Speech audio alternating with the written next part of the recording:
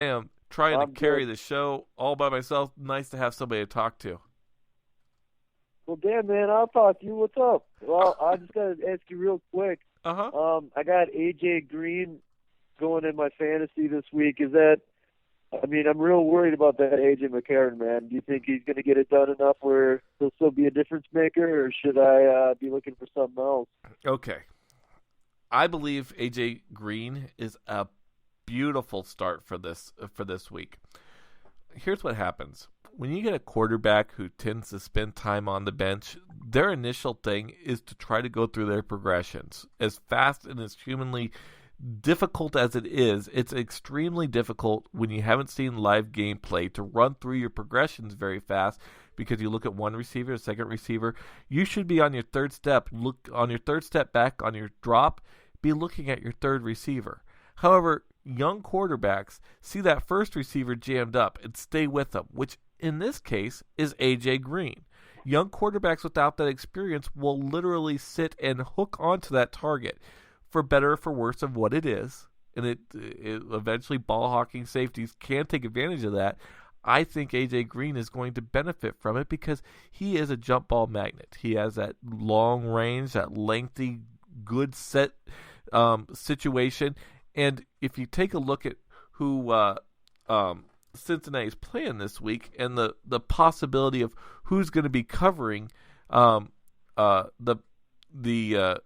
other side of the field, I can't think of a 49er defender who has the ability to deal with AJ Green on a one-on-one basis. However, the rest of their offense should be okay. And Tyler Eifert's hurt, so I see AJ Green getting as many as maybe 10 to 14 receptions, but will be more like a possession receiver this game. He won't be able to break one long. Well, and McCarron can throw 50 interceptions for all I care, which is nice. As long as he gets the target, it's a PPR kind of thing, so it'll be a good play. I think it'll be a good play. I think it's the same thing with, TJ Yates. They targeted DeAndre Hopkins 6 times last week against New England.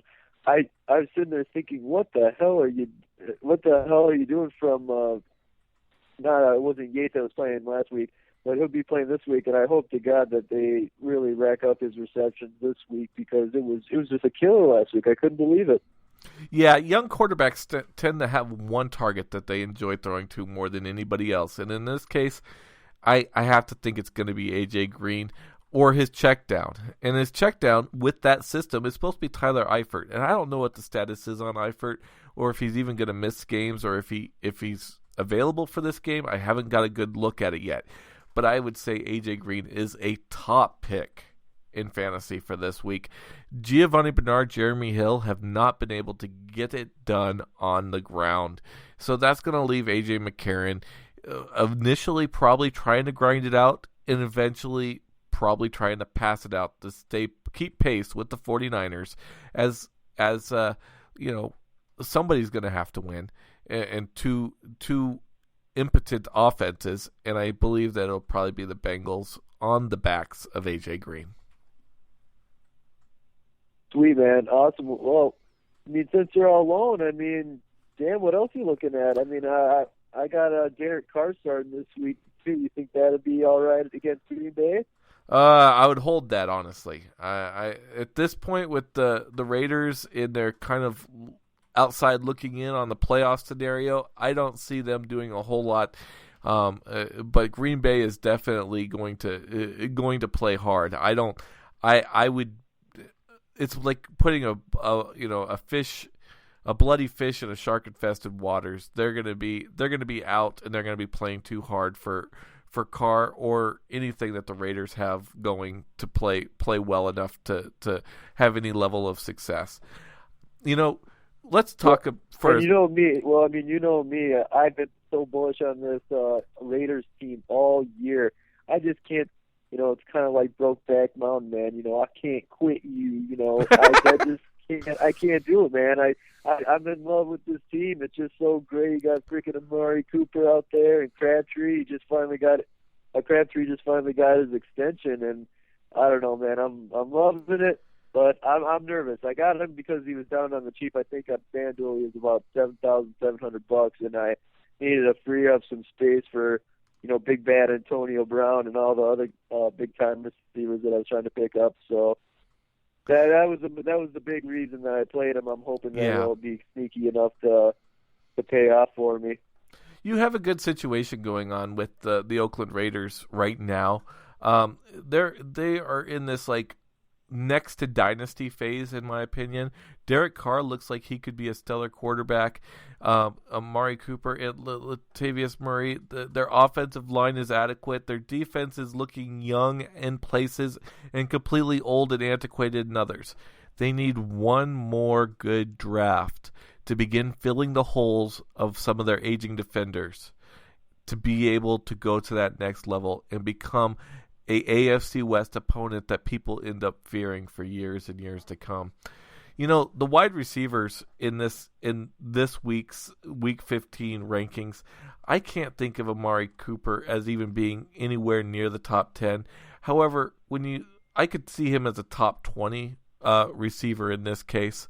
From the 904 text line, is my question is Bortles or Breeze? What do you think on that one? Like the Raiders, I'm also extremely bullish on the Jaguars. I love them. I don't know. I just love. Me too. You got Hurns in there. You got Allen Hurns in there. Love that guy. Robinson. All these guys. Got good weapons.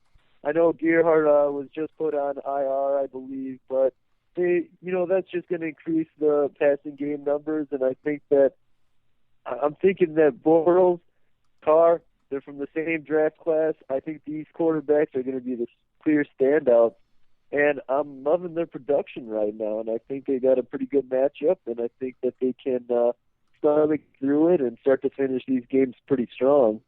Yeah, no, I think you're absolutely correct. It's that in its utter entirety. Bortles to me is reminding me so much of early Ben Roethlisberger. He just has that presence, and the way the offense is set up, it looks just like early Ben Roethlisberger. The other question that from the 904 asked is Jordan Reed or Delanie Walker, and I'll say flip a freaking coin. Delanie Walker going against New England, he's been Mariota's security blanket, and it's working. Jordan Reed looked like the player he's capable of being last week, but you just never know with Jordan Reed. The dude is so utterly bipolar in his play that it's hard when he's going to play a team like Buffalo, who play on an extremely emotional situation, to be able to count on him to be able to do what he needs to do to win you a game at the tight end spot. So, good questions, 904. Thank you. Keep them coming in. Also, I got to say, too, Delanie Walker, Patriots lost Dominique Easley in this last game, and he's just got put on IR. And then also, I believe Mayo will be out. He's a Patriots linebacker, too. So now you really got Mayo out. You got Hightower out. The only guy that's really still a superstar in that respect is Jamie Collins, who just spent God knows how many weeks with some mysterious illness that still nobody knows anything about. I'm really curious as to what this illness was. So Delanie Walker could be going up against Jamie Collins that is not quite up to speed. He played pretty well, but that defense could be ahead too. I mean, I don't think they're going to win by any chance.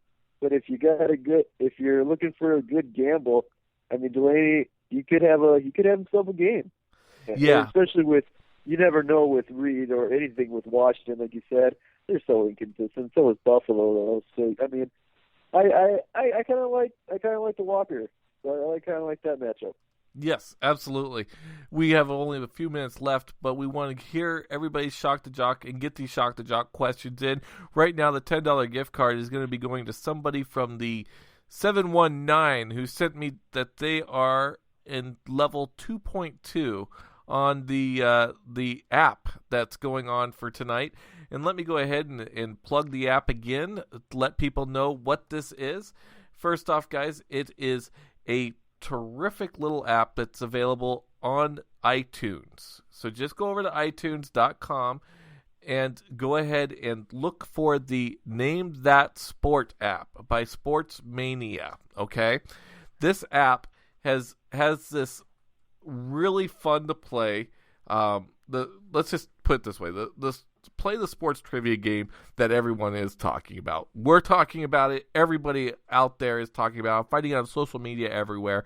Played by thousands upon thousands of sports fans around the world. Each puzzle contains a picture that relates to some kind of sport. You challenge yourself to unlock the answer. Some of the answers are easier than others. They really are. I'm stuck on 1-6. And nobody sent that in, so I'm not giving you guys no extra money until I find out what the answer to 1-6 is. We have hundreds of questions, so download the game now and try it out while it's free. It is free right now and it won't be free forever, so go to iTunes and get that app now. Okay, so let's talk just for a few moments while we still have everybody. And since we got that out there, let's go ahead and take a few moments and talk defensive players or defensive teams to start in Week 15. What is the matchup that you want for this week? And I can't think of it again. I know I'm a Seattle fan, but maybe I'm a little biased. But Seattle against Cleveland just seems like the right choice, doesn't it? Yeah, I mean, you got to go with Seattle. I mean, Seattle. In Seattle, it's December. They are just playing lights out. I mean, the that Chiefs are going against the Ravens. I don't want. And I'll let my own biases come into here. I think Minnesota could be another strong play that you might be able to get up on the cheap. I think also if Buffalo plays the way they should play, that could be another one. But they're so inconsistent. It's really a risky play. But I mean, you're right. No matter how disgustingly biased you are, Nash, I gotta agree with you. Seattle is the best play. You can't beat Seattle. These guys are on fire right now.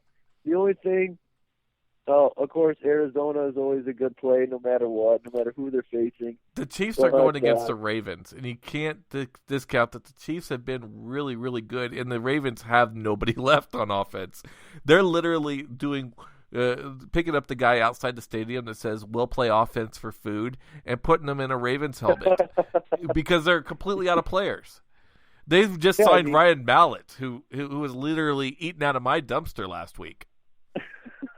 Yeah, right. I mean, geez, pretty soon Harbaugh's just going to be out there. He's going to be missing from the sidelines, and you're just going to be like, "Where the hell did he go?" And he's going to be out there just in his khakis, just freaking jumping around with thigh pads on and a helmet. Yeah, that Jim Harbaugh will come play for his brother John Harbaugh, and leads the Ravens onto a victory.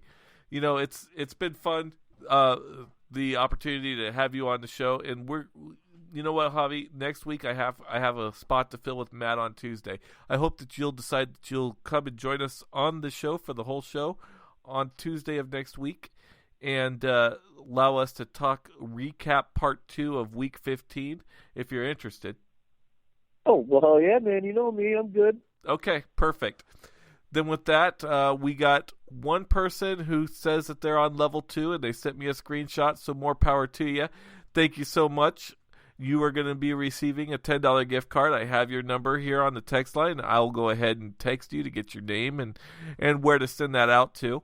Javi, have you had a chance to play the app yet? I have not. I'm about to download it right now. I just installed a new hard drive on my PlayStation 4, so I'm sitting here downloading all my crap. Heard you needed someone to talk to, so I was like, well, I'll give Nash a call, see what's going on. And if you definitely want to end up playing each other on the Madden, just send me a line. I'm on PlayStation 4. I'm just Nash Carey. It's an easy lookup. You'll find me on your PlayStation. Oh, I like it. Well, yeah, maybe. All right, cool. We'll hook up a game and we'll probably play sometime this weekend. But with that, I'm Nash. Javi, what's up? And you're listening to NFL Talk. Have a nice night, guys. We'll catch you all tomorrow. That was NFL Talk Late Night from Jock Journal with the biggest morons in the country. If you aren't asleep already, it might be time to get to bed.